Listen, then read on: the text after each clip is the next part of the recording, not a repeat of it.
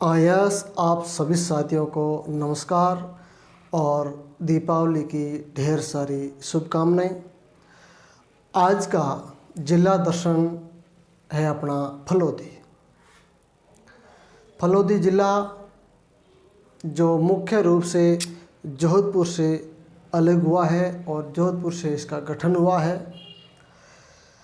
जोधपुर और जैसलमेर के चुनिंदा गांव जिसे 9 उप तहसील से 5 गांव ही मिलाए गए हैं फलोदी के अंदर।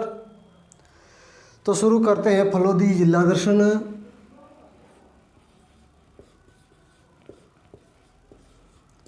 फलोदी तो सबसे पहले जानना है कि कौन से ज़िले से अलग हुआ है। मुख्य रूप से जोधपुर से। जोधपुर और जैसलमेर भी लिखना है भाई, ठीक है ना, क्योंकि जैसलमेर के कुछ गांव लेकर के इसका निर्माण किया गया है, गठन किया गया है। और जैसलमेर से लिखना चाहो तो नोक तहसील है, ठीक है ना। और फलोदी है जो जोधपुर संभाग के अंदर है। कौन से संभाग में है? जोधपुर संभाग के अंदर है। कौन सा जिला? फलोदी जिला है। अब फलोदी ज़िले के अंदर कितने उपखंड हैं और कितनी तहसीलें हैं? तो फलोदी ज़िले के अंदर 6 उपखंड हैं। कितनी उपखंड हैं? 6 उपखंड हैं और 8 तहसीलें हैं। उपखंड कितनी हैं? उपखंड है 6 और तहसील है कितनी? 8 तहसीलें। कितनी तहसीलें हैं? 8 है। जो तहसीलें और उपखंड है जो केवल और केवल मात्र जोधपुर ज़िले से ही ली गई है, जैसलमेर ज़िले से नहीं ली गई। जैसलमेर ज़िले की जो 9 उप तहसील के केवल आंशिक भाग जो 5 ग्राम पंचायतें ही ली गई है, बाकी नहीं है। बता देना चाहूँगा कि जो जोधपुर ज़िले से फलोदी ज़िला अलग हुआ है, इनसे 6 उपखंड है और 8 तहसील ली गई है। अब देखिए पहले 8 है ना तहसीलें, तो 8 तहसीलों के नाम मैं लिखवा देता हूँ और उनमें से उपखंड कौन कौन से वो भी बता देता हूँ। तो तहसीलें, फलोदी तहसील है, उपखंड है, जिला मुख्यालय भी है। तो पहला क्वेश्चन तो क्लियर हो जाना चाहिए कि उपखंड मुख्यालय फलोदी के अंदर है और फलोदी उपखंड भी है, तहसील भी है। फलोदी है, लोहावट है, आऊ, देसू, क्षेत्रावा, बापिनी और घटियाली, जो ये है तहसीलें। तो तहसीलें कितनी है? 8 तहसीलें हैं ना। तहसीलें 8 है। 8 के नाम फलोदी, कौन सी? फलोदी, आऊ, देसू, घटियाला,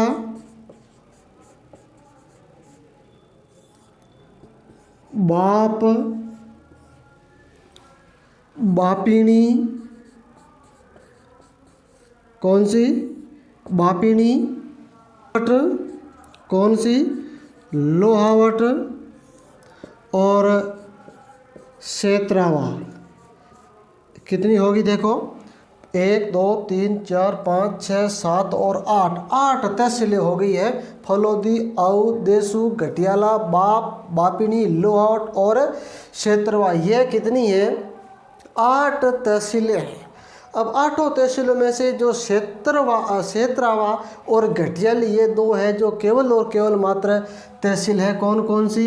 ये है घटियाला और ये है क्षेत्रावा। ये 2 केवल और केवल मात्र तहसीलें हैं, उपखंड मुख्यालय नहीं है। तो अब उपखंड कितनी होगी? 6 उपखंड है, तो इन दोनों को निकाल दो और जो बाकी बचती है वो होगी आपकी उपखंड। तो उपखंड कौन कौन सी? फलोदी, आऊ, देसू, बापिनी और लोहावट, ये होगी 6 होगी उपखंड। और फलोदी में से भाई फलोदी है जो कितने ज़िलों से सीमा बनाता है? जो फलोदी आंतरिक जिला है, काफ़ी विवादास्पद प्रश्न रहा था कि फलोदी अंतरराष्ट्रीय सीमा भी बनाता है, वो बिल्कुल सरासर गलत है, नहीं है। फलोदी जिला प्रशासन के द्वारा ये जानकारी दी थी पत्रिका के माध्यम से।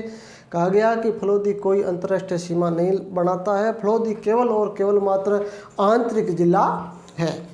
अब आंतरिक जिला है तो राजस्थान के जो पड़ोसी जिले कौन कौन से जिलों से सीमा बनाता है, तो जोधपुर, जैसलमेर से, बीकानेर और नागौर से। याद करने का तरीका देखिए, दो ही तरीके हैं, दो जिलों से अलग हुआ है। कौन कौन से? जोधपुर और जैसलमेर। तो सीमा 4 जिलों से बनाता है। कितने जिलों से सीमा बनाता है? सीमा 4 जिलों से। कौन कौन से जिलों से? जोधपुर से फलोदी अलग हुआ है, जोधपुर, और जैसलमेर से देखो नौक उप तहसील ली गई तो जैसलमेर भी आएगा। कौन सा जिला? जैसलमेर। अब याद रखना है बीकानेर और नागौर, बीकानेर और नागौर। तो ये हो गया बीकानेर और नागौर। ये है जो 4 जिले सीमा बनाते हैं फलोदी जिले से, जोधपुर, जैसलमेर, बीकानेर और नागौर।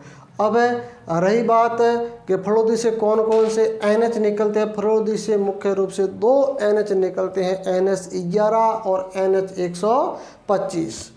तो कितने NH निकलते हैं भाई? NH नेशनल हाईवे 11, कौन सा? 11, और नेशनल हाईवे 125। ये है जो 2 NH निकलते हैं फलोदी से, NH 11 और NH 125। और एक बात है, और फलोदी का जो खींचन गांव है, कौन सा गांव? खींचन गांव।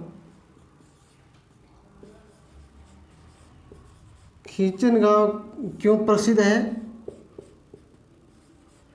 खींचन गांव है जो प्रवासी पक्षी कुर्जा और गीद के प्रजनन के लिए प्रसिद्ध है। कुर्जा एवं गीद प्रजनन के लिए खींचन गांव प्रसिद्ध है। कौन से पक्षी? कुर्जा और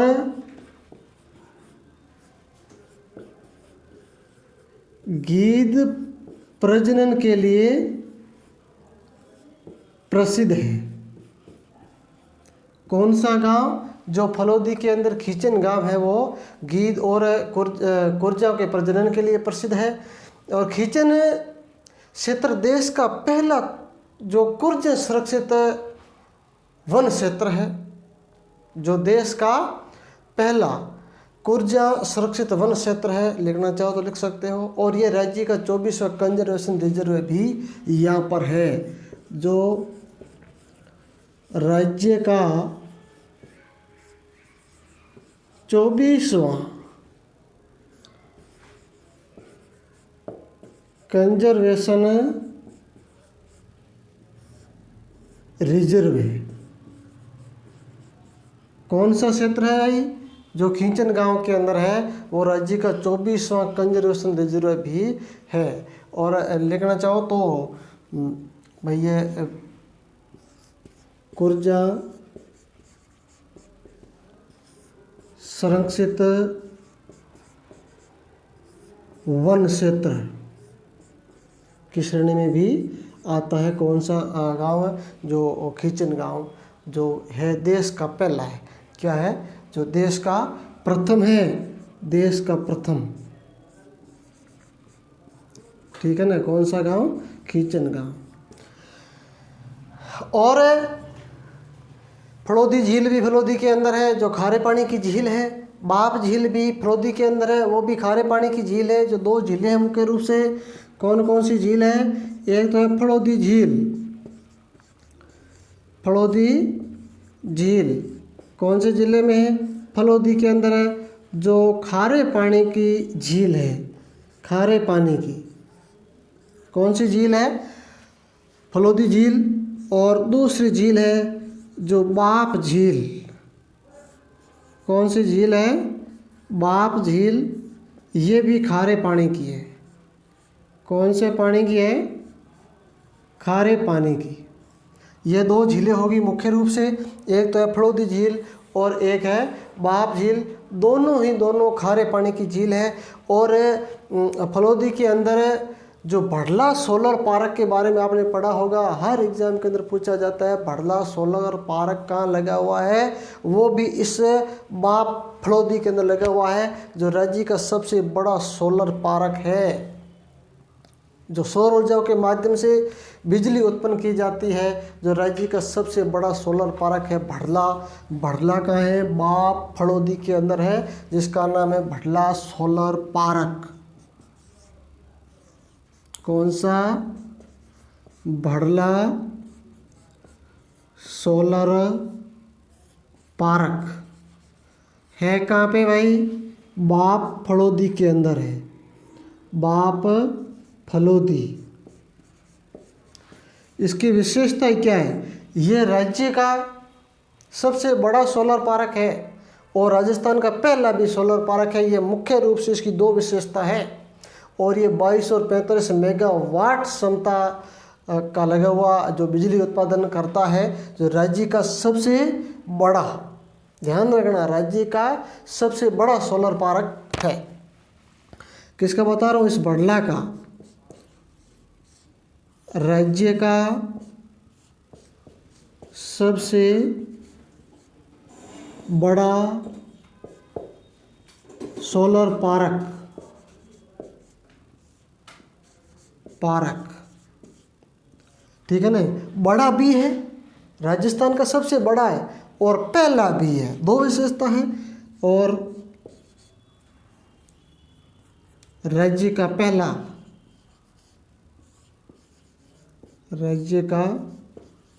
पहला यानी प्रथम बार भड़ला के अंदर भी लगा था पहला सोलर पार्क।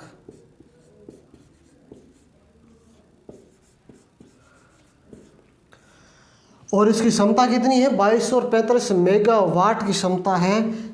लिखना चाहो तो क्षमता कितनी है? 22 और 45 मेगावाट, ठीक है ना। यह है फलोदी जिले के बारे में। खींचन गांव जो कुर्जा और गीध प्रजनन के लिए प्रसिद्ध है।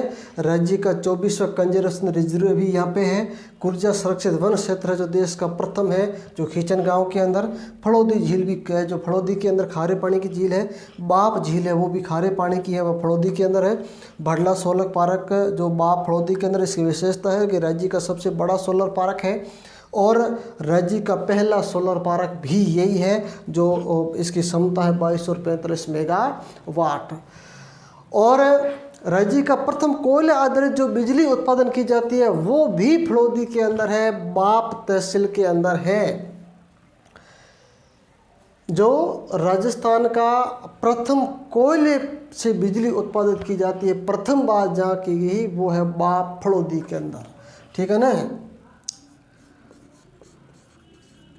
राज्य का प्रथम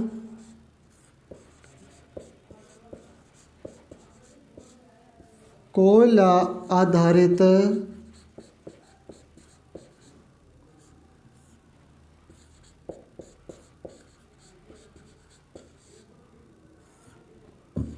बिजली उत्पादित कहाँ पे भाई? बाप फलोदी के अंदर, ठीक है ना। जो राजस्थान का प्रथम कोयले आधारित बिजली घर, ठीक है ना, बिजली घर लिख देना यहाँ पर।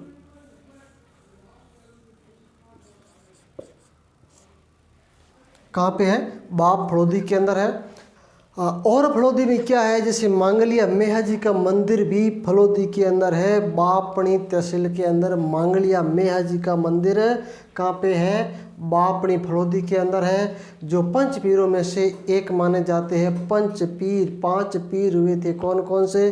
पाबू जी, हड़बू जी, रामदेव जी, गोगा जी और मांगलिया मेहा जी, ये पंच पीर थे। हर एग्ज़ाम के अंदर प्रश्न पूछा जाता है साथियों, और अच्छा लग रहा है वीडियो तो अपने दोस्तों के साथ में शेयर कीजिए और सब्सक्राइब करके बेल आइकन को प्रेस कर दीजिए ताकि आने वाला वीडियो सबसे पहले आप तक पहुंचे। चलिए बिना देरी करते हुए मांगलिया मेहा जी,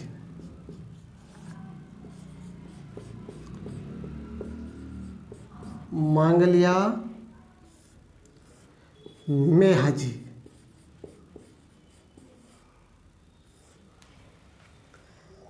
इनके बारे में पढ़ेंगे। मांगलिया मेहा जी मंदिर कहाँ पे है, मंदिर के बारे में पढ़ेंगे। सबसे पहले मंदिर है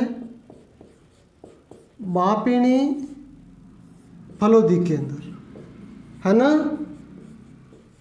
बापिनी फलोदी के अंदर है, और ये पंचवीरों में से एक है।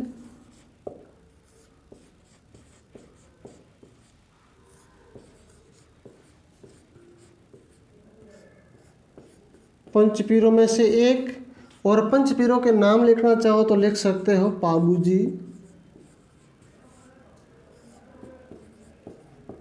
हड़बू जी, गोगा जी, रामदेव जी,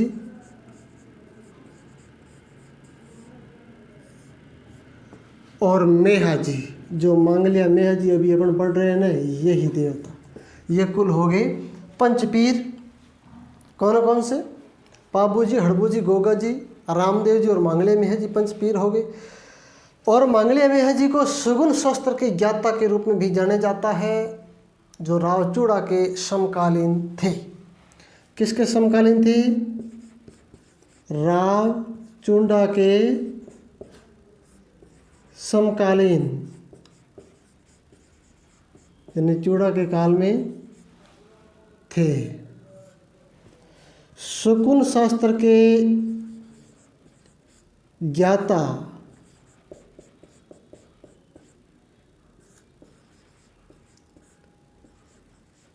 शकुन शास्त्र के ज्ञाता, या फिर अपन शकुन शास्त्र के देवता भी कह सकते हैं, चूड़ा के समकालीन थे।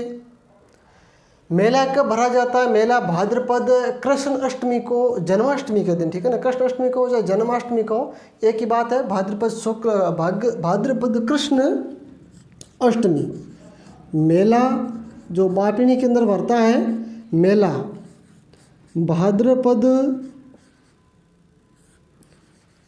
कृष्ण अष्टमी या फिर जन्माष्टमी भी, ठीक है ना।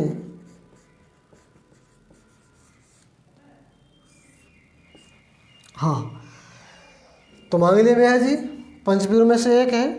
मेला भाद्रपद कृष्ण जन्माष्टमी को लगता है। इनके भोपों की वंशवृद्धि नहीं होती है, जो अपने वंश को चलाने के लिए गोद लेना पड़ता है और अपने वंश को चलाते हैं। जो भोपे होते हैं उनकी वंश की वृद्धि नहीं होती है। और उसके फिर एक घोड़ा था, उसका नाम था किरड़काब्रा। क्या था घोड़े का नाम? घोड़े का नाम क्या था?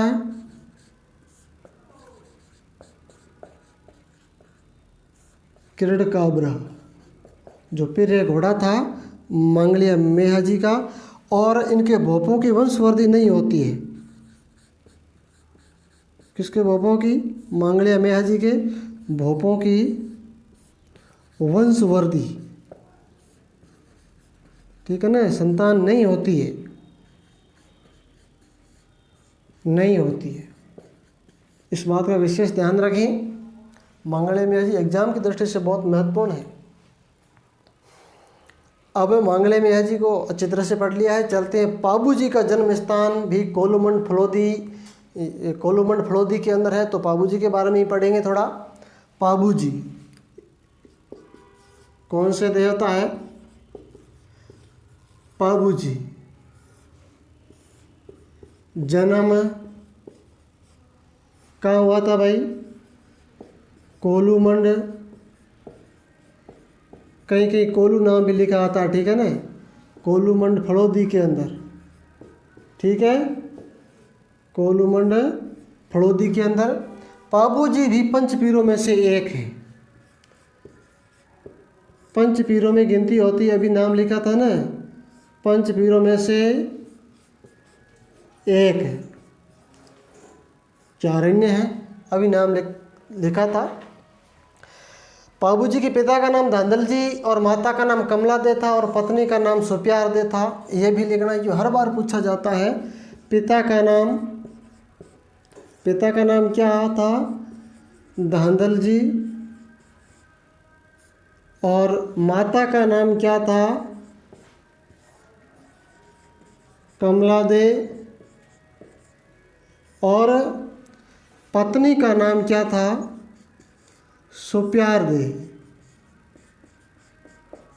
सुप्यार दे पत्नी का नाम था, तो जिंदराव खिची की बहन सुप्यार दे, माता का नाम कमला दे और पिता का नाम धांधल जी। पाबूजी को गो रक्षक देवता, प्लेग रक्षक और ऊँटों के देवता के रूप में भी पूजे जाते हैं। पाबूजी को कौन से देवता के रूप में? गो रक्षक देवता, गो रक्षक देवता पूछा जाए तो नाम सीधा लिखना है पाबूजी का। प्लेग रक्षक देवता, प्लेग रक्षक देवता, कौन से देवता? प्लेग रक्षक देवता। और ऊँटों के देवता, ऊँटों के देवता। यह है पाबूजी के बारे में। जो गोरक्षक देवता है, प्लेग रक्षक देवता है और ऊँटों के देवता के रूप में भी पाबूजी को पूजा जाता है। पाबूजी को लक्ष्मण का अवतार भी कहा जाता है। और पाबूजी की घोड़ी का नाम केसरकाल भी था। मंदिर कोलूमंड के अंदर है। कोलूमंड लिखा है ना, ये लिख देते हैं कि मंदिर कहाँ पे है भाई? मंदिर है कोलूमंड के अंदर है, जहाँ जन्म हुआ था कोलूमंड। ठीक है ना? क्या है? कोलूमंड। लक्ष्मण के अवतार, लक्ष्मण के अवतार। और घोड़ी का नाम क्या है? घोड़ी का नाम केसरकालमी। किसकी घोड़ी का नाम? पाबूजी की घोड़ी का क्या नाम है? केसर कालमी। यह पाबूजी की घोड़ी का नाम, लक्ष्मण के अवतार है। और मंदिर है कोलूमंड फड़ौदी के अंदर है, जहाँ प्रतिवर्ष चैत्र अमावस्या को मेला भरता है। किन का? पाबूजी का। मेला कब भरता है? इस कोलूमंड के अंदर चैत्र अमावस्या को। चैत्र अमावस्या के दिन, चैत्र अमावस्या को मेला भरता है। कौन से गांव के अंदर? कोलूमंड के अंदर। कोलूमंड जो फड़ौदी के अंदर है। पाबूजी की फड़ है का वाचन है जो नायक भोपे करते हैं। कौन करते हैं? पाबूजी के फड़ का वाचन कौन करते हैं भाई?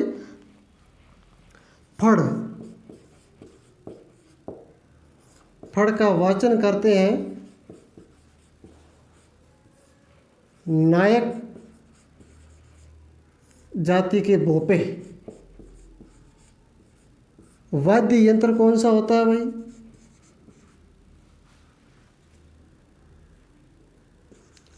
वाद्य यंत्र होता है रावण हत्ता।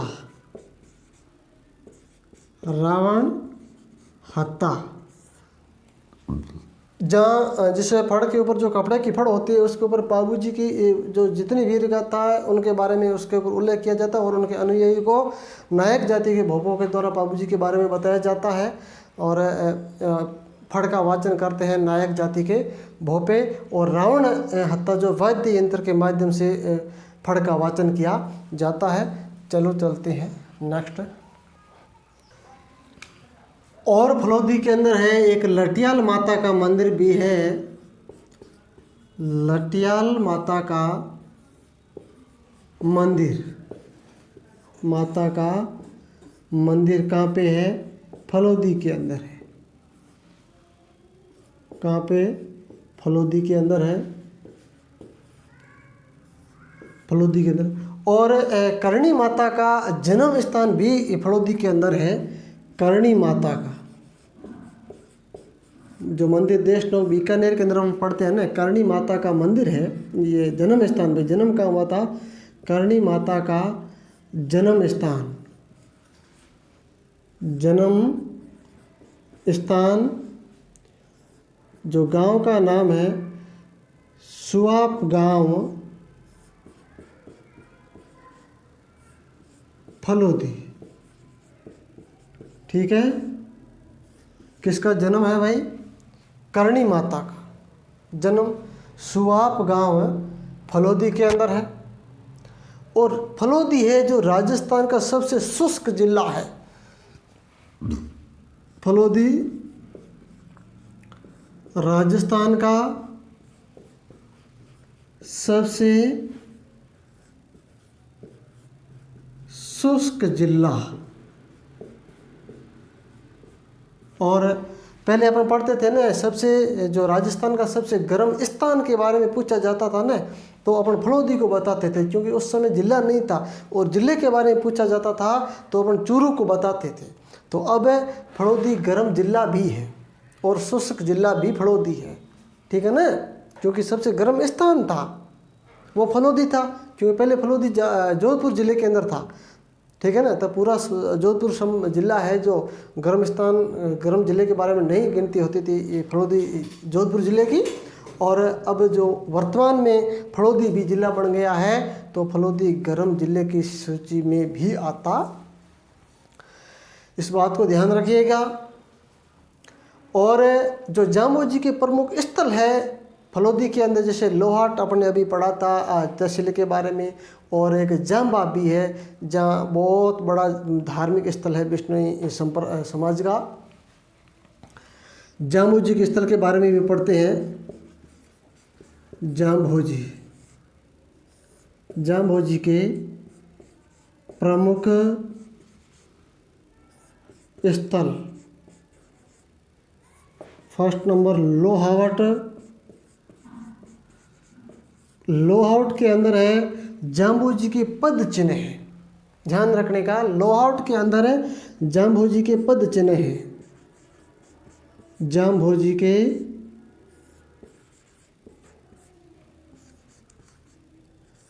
पद चिन्ह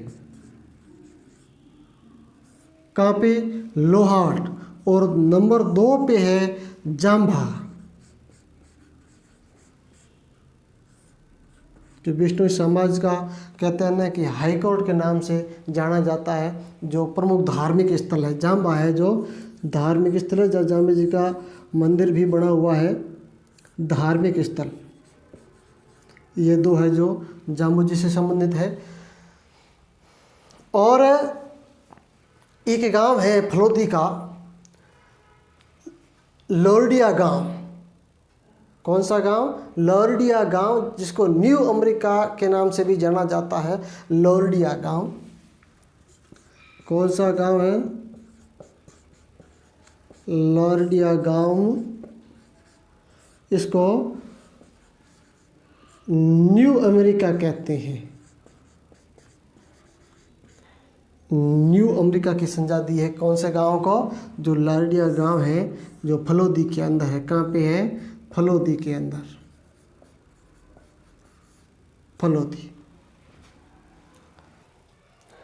और फलोदी के अंदर एक हड़बूजी का मंदिर भी फलोदी के अंदर है। कौन से देवता का? हड़बूजी। हड़बूजी मंदिर कहाँ पे है? मंदिर बेंगटी फलोदी के अंदर है। कहाँ पे है? जो मंदिर है या पूजा स्थल भी कह सकते हैं। कहाँ पे है? बेंगटी, बेंगटी फलोदी के अंदर। ठीक है ना? कहाँ पे है? बेंगटी फलोदी। हड़बूजी को भी पंचपीरों में गिना जाता है। पंचपीर, पंचपीरों में एक। ठीक है ना? अभी अपन देखो फलोदी जिला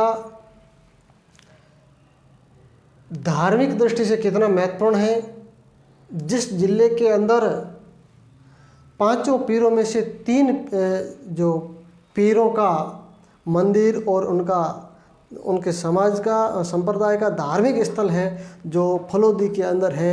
अपने अभी पढ़ा है मांगलिया मेह जी है, पाबू जी है, और अभी नंबर 3 पे पढ़ रहे हैं हड़बू जी।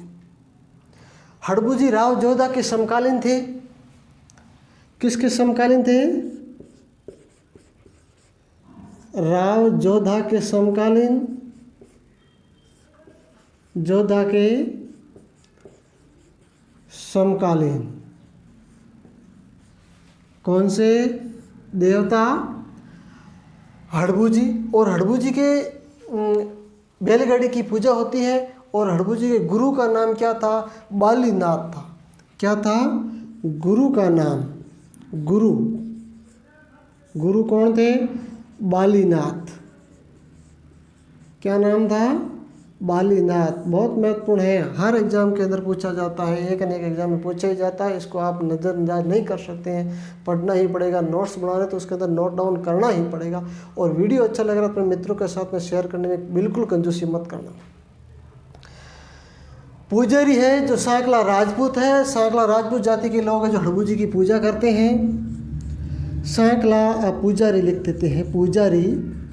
पुजारी कौन है? सांकला राजपूत।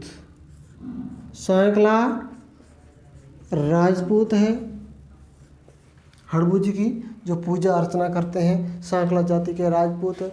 और एक बाप रण क्षेत्र भी फलोदी के अंदर है। हड़बू जी के बाद में बाप रण क्षेत्र है। बाप रण क्षेत्र, ठीक है ना। देखो रण क्षेत्र किससे कहते हैं आपको ध्यान ही होगा। और यदि नहीं है ना तो बालू स्तूपों के मध्य जो दलदली निम्न भूमि होती है ना उसको क्या कहते हैं? बाप कहते हैं, ये रण क्षेत्र कहते हैं, ठीक है। जो जिस रण क्षेत्र का नाम बाप है वो फलोदी के अंदर है।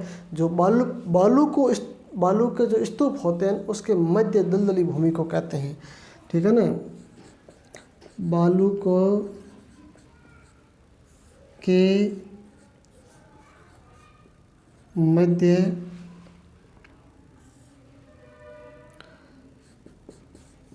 स्थित दलदल निम्न भूमि को क्या कहते हैं?